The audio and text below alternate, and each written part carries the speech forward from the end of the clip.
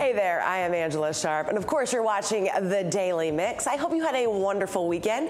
We had some pretty good weather this weekend. In fact, guess what I got to do? I went a little farther out. I think Leigh told me it's called Livingston, Illinois, and rode some of the old Route 66. So, of course, I had to take my photo with the giant spaceship and my car. My car is very important to this guest. And then, of course, we took a couple photos of my car right there on the road with the historic Route 66 sign. A lot of fun doing that. I had a great time. I'm gonna have to take my dad this coming weekend. And then yesterday was the ambush game. You guys know I worked there, but it was the most fun one I think we have all year. It was when the mascots play soccer against each other. So that photo right there is all mascots I've worked with in my sporting career. Now it's not all of them because there's a couple from Tampa that didn't make it, but all of the ones who played and me in that photo, I've worked with all of those guys, or girls. I won't tell you what they are.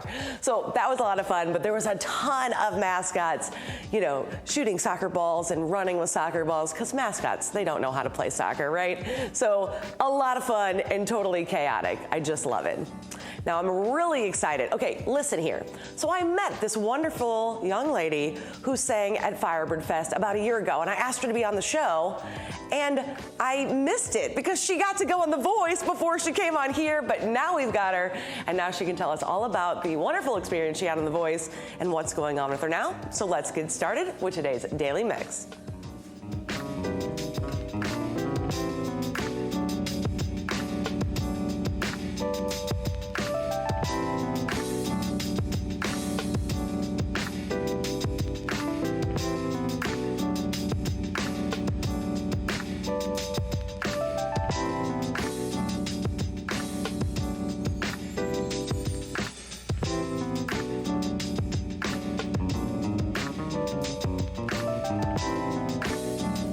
Voting is now open for the 2024 Cardinals Hall of Fame induction class.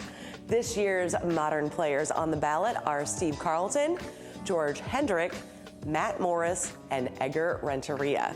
Fans can start casting their votes now through April 26th. The player with the most votes will be inducted to the Hall of Fame this September. All of the Hall of Famers are permanently enshrined in the Cardinals Hall of Fame Gallery in Ballpark Village, which of course is free and open to the public. Visit cardinals.com/HOF to see a full list, cast your vote, and more. Company makes its St. Louis debut this week at the Fabulous Fox Theater. This smash hit musical comedy has won 5 Tony Awards, including Best Revival of a Musical. Now, it's Bobby's 35th birthday party, and all of her friends keep asking why she isn't married or ready to settle down and start a family. As Bobby searches for answers, she discovers why being single, being married, and being alive in the 21st century in New York could really drive a person crazy. Company will be at the Fabulous Fox February 27th through March 10th. For tickets and more information, go to fabulousfox.com. Art in Bloom, the St. Louis Art Museum's annual celebration of flowers and fine art, returns this weekend. Floral displays inspired by dozens of works from the museum's collection will be featured, as well as special ticketed events, family activities, dining, and shopping. Art in Bloom runs Friday, March 1st through Sunday, March 3rd, with a preview this Thursday. You can find a full lineup of events and more at slam.org/bloom. Dance St. Louis continues its 58th season by presenting the renowned powerhouse dance company Ailey 2 in celebration of their 50th anniversary. Founded by Alvin Ailey, is a bridge between the school and professional dance world. Ailey 2 is one of the most popular dance companies in the country. For Dance St. Louis, LA 2 will perform LA's iconic Revelations, Luminous, John 4:20, and Divining. Performances will take place this Friday and Saturday at the Two Hill Performing Arts Center. Visit dancestlouis.org for tickets and more information. Now, this weekend also marks the return of Forehand Brewing Company's annual celebration of Stouts Festival. Sipping Into Darkness is a stout sampling event that features more than 25 stouts from both Forehands and guest brewers as well. Local DJs will set the vibe throughout the afternoon. Plus, Master Blaster, a tribute to Stevie Wonder featuring Steve Ewing, will perform live during the festival. Sipping Into Darkness will take place this Saturday, March 4th, from 12 to 4 at Four Hands Brewing Company. You can find all the details, tickets, and more at fourhandsbrewing.com. The long-awaited Dune Part 2 hits theaters this week. The award-winning first one ended on a cliffhanger, leaving fans eager for a conclusion. Now the wait is almost over. Here's a look at Dune Part 2. It's okay. I'm here. It's been a while since you've had one of those nightmares. Tell me, what was it about? It's only fragments. Nothing's clear. You've been fighting the Harkonnens for decades. Look! My family's been fighting them for centuries. Your blood comes from dukes and great houses. Here, we're equal. What we do for the benefit of all. Well, I'd very much like to be equal to you. Maybe I'll show you the way.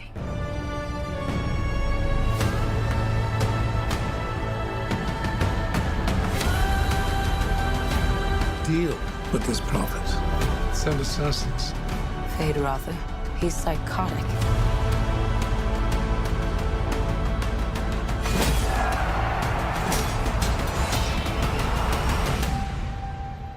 I see possible futures all at once.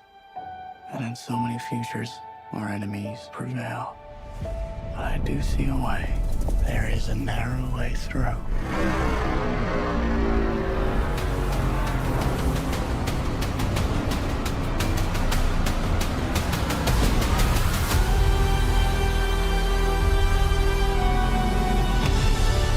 My allegiance is to you. Do you believe me?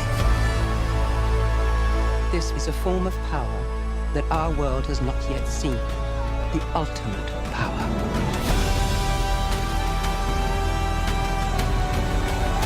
I want you to know I will love you as long as I breathe. You will never lose me as long as you stay who you are. Consider what you're about to do, Paul Atreides.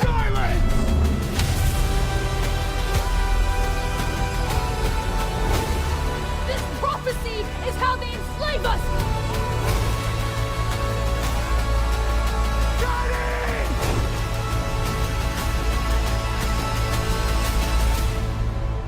You are not prepared for what is to come.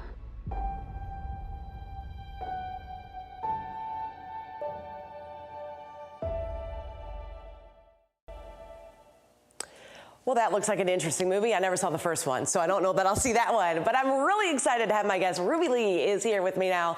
You guys all know her from The Voice. I'm going to claim it. I met you before that. Now, there's a lot of people local that can say that because you're local. Where are you from? I'm from Foley, Missouri. Foley, Missouri. So before The Voice and all this fame, where were you playing? You know, there's no restaurants or anywhere to play in my hometown because it's only 68 people. So I traveled a lot. I played in a lot of different states and different areas. And obviously now my recognition is a lot, different. Right. So I'm getting to do a lot more stuff. So it's exciting. It's what I've wanted to do. So. Well, let's talk about that because you are rather young.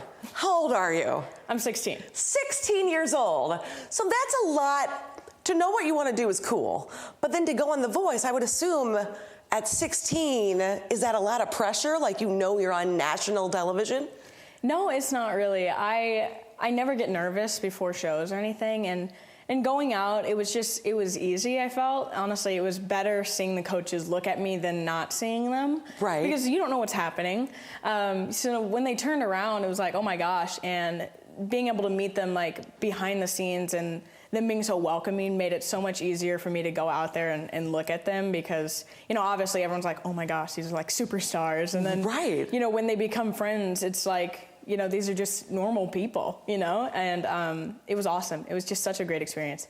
That is crazy to me. And Reba originally is who you went with, right? Yes. So I think anybody who loves country music, I mean, Reba's right up there in the queen category. Definitely. So, I mean, I know that country and yodeling is kind of your thing. So is that kind of why you went with her? You know, when I did my audition, going into it, I told my dad, I'm like, you know, I feel like I only have shot at one coach, you know, and I feel like it's Reba. I don't think anyone else would turn. Because, you know, it's a yodeling song. They're not really country. It's not something they really know. You know, so going out, I was like, I feel like if I got anyone, it would be Reba. And then when John turned first, I was like, oh my gosh, this is like insane. Right. Like, what's going on? And then Reba turned, and then eventually all of them.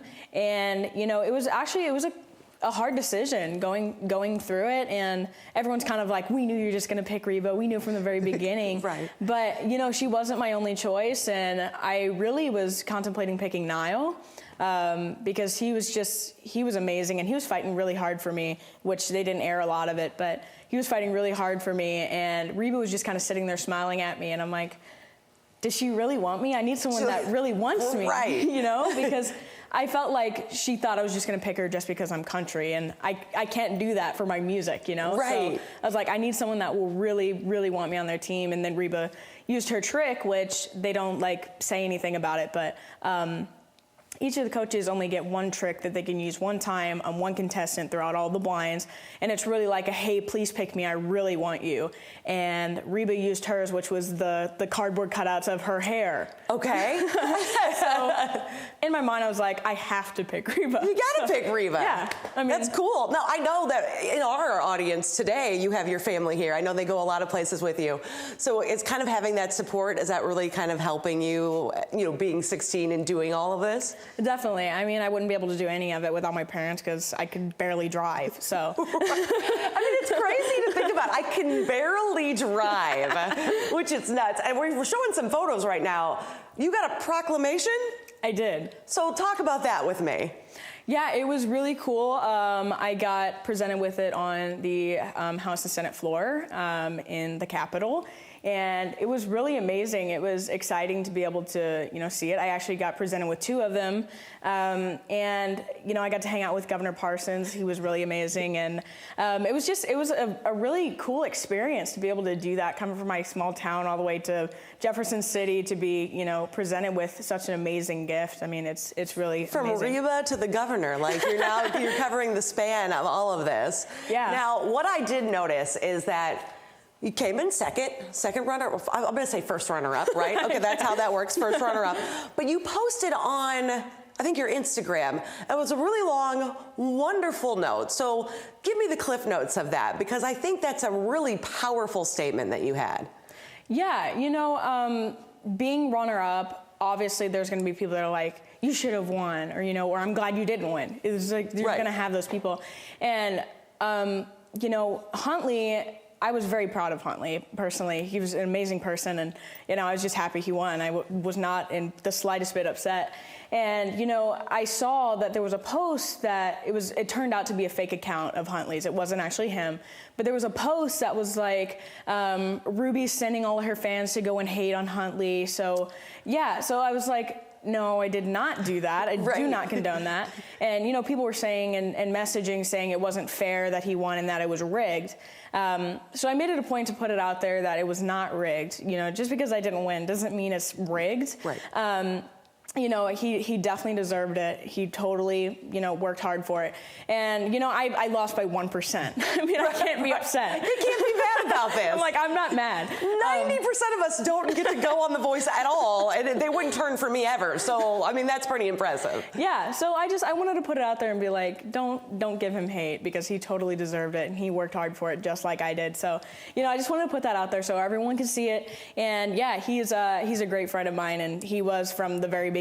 So that's wonderful. I like it when people can come together. I mean, you're in the same field, right? Everybody wants to be a singer, so you guys can come together. And what's next for you? Well, I'm going to release an album this year, at the end of the year. I'm going to put out some songs that I did on The Voice, and then it's also going to be mostly original. I might put out a few singles before that. I'm not sure. I'm still deciding. Yeah. But there's going to be a lot of touring, so I'm going to a bunch of different places. I mean, I'm going to Kansas City here in 2 days. Oh, right, okay. Yeah, so it's going to be really exciting, and a lot of touring and music is going to be coming out this year. At 16, I got to ask you all these details. How are we doing school when we are touring and putting out albums? I actually just graduated yesterday. Stop! Congratulations! Thank you. I just finished all my school, and I've been working so hard to get all my school done to be able to graduate at 16. But I found out that my ceremony is the day of my birthday, so I get to walk across the stage at 17. All this work. all this work, and I still cross on my birthday. I love that, though. That's amazing. And then I know you're going to be, I have to say, Firebird Fest, because that's where I originally met you. I had never heard of you before that day, and you were so impressive, both at the meeting and then at Firebird Fest. And then all of a sudden, you were on The Voice, and I was like, we just missed her by like just this much. So crazy. So like a crazy how your life can just change in that amount of time. Do you have any advice for anybody who might be watching, who might be young like you, and it's like, oh, I kind of wanted to do that. I never thought about, trying to sing anywhere. Do you have any advice for anybody? Yeah, definitely. One thing I like to say is don't limit your dreams to your surroundings. Just because you're in a small town doesn't mean you can't do big things. And I feel like I proved that being on this huge show in California. Yeah. So don't limit yourself to what you can do, because you can do anything you put your mind to. And just believe in yourself. Even if you don't have any supporters, you're gonna have that. So just keep going, and you've got it. Like my favorite Bible verse is John 15:18-19, and it talks about how God was hated first before all of us. So I recommend that, and I just do your thing. Just do your thing. Now we have to get into the nitty gritty here. Is Reba as nice as she appears? She is, yeah. Well, we gotta know that. We gotta know that. It's important. If somebody wants to keep up with you, check out the music, be ready for when that album drops, how can they follow along with you? Yeah, they can find me on Facebook, Instagram, YouTube, and TikTok. It's all under Ruby Leigh Official. I also have a website at rubyleeofficial.com, and they can find out more about me and learn about who I am, and different things like that. So I definitely recommend following me on my social media. What are we doing on the TikTok? Are we singing? It's a little bit of everything. Okay. It's kind of like funny videos along with they're obviously all music related. Right. So yeah, it's a lot of singing and a lot of music, but that's posted on, all of my social media. Mm-hmm. But every platform that I'm on has something different. It's not the same as everything else. I don't post the same thing. The same thing on all the yeah. ones. I figured you probably mixed it up, especially with TikTok, because that one's a little bit harder. Just different. It's harder. I have a TikTok. I don't know how to use it, so don't follow me there. I'm not good there. But people can follow you on TikTok.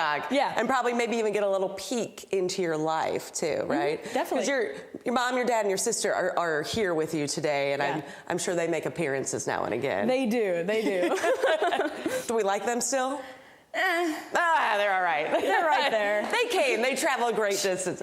Ruby, give us one more time all your handles, all that information one more time. Once again, it is Ruby Leigh Official, RUBYLEIGH Official, on all of my social media, which is Facebook, Instagram, YouTube, and TikTok. And I also have a website at rubyleeofficial.com. And I'm assuming that is where people can check to see where you're playing, because I know you're going to be playing locally coming up, so they can probably follow that to find you locally. And I will remind you when it gets closer to Firebird Fest, because you're playing at Waterloo this year for Firebird Fest, I heard. So that's a pretty big venue, a bunch of Firebirds around, and you're going to be on that center stage. I think you're opening up for a crazy band. I can't remember. ZZ Top? I think you're opening up for like a ZZ Top tribute band. Probably. I can't even think. Totally fits, right? I have so Yodeling to ZZ Top. You can find it all. I will remind you when we get closer. Definitely follow Ruby Leigh on all her social media channels. Keep up, find out what's going on, and then you're going to let us know when the album drops so I can remind them to. Okay. Absolutely. Also, after you do that, follow us on Facebook, Twitter, Instagram, YouTube. It's really called X, but it's fine. You can also drop us a line at stltv.net. We want to hear from you. That's going to do it for the Daily Mix. We keep it right here on STL TV and Experience St. Louis. I'll see you next time.